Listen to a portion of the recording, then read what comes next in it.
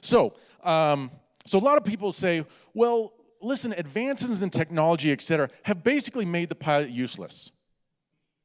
In fact, some say that the cockpit of the future will be a dog and a human. The purpose of the dog is to bite the hand of the human if they touch anything. And the human is there to feed the dog. And I don't believe that's true. I don't believe that's true at all. Neither does Dan Reed. Look what he says here. He says, when it comes to making split-second life or death decisions in response to some unforeseen, uncontrolled circumstance, artificial intelligence is a long, long way from being equal of a highly trained, deeply experienced pilot. Notice he didn't say pilot.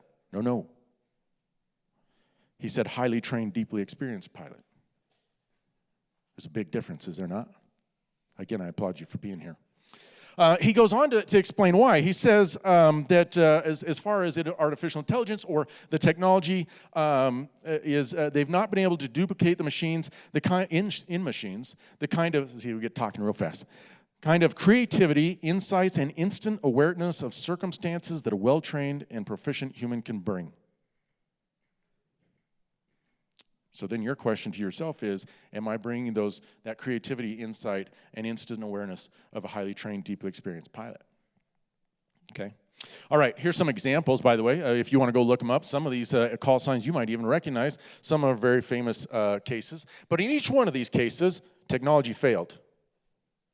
And it was the pilot or the flight crew that brought that aircraft to a safe, or at least as safe, outcome as they experienced. Highly trained, deeply experienced pilot. Okay? All right, so this is interesting. From Dr. Zeller, he says this. He says, during the period of recorded history, there's little evidence to indicate that man has changed in any major respect. We're adults just like the caveman. All right? Because the man does not change, the kind of errors he commits remains constant.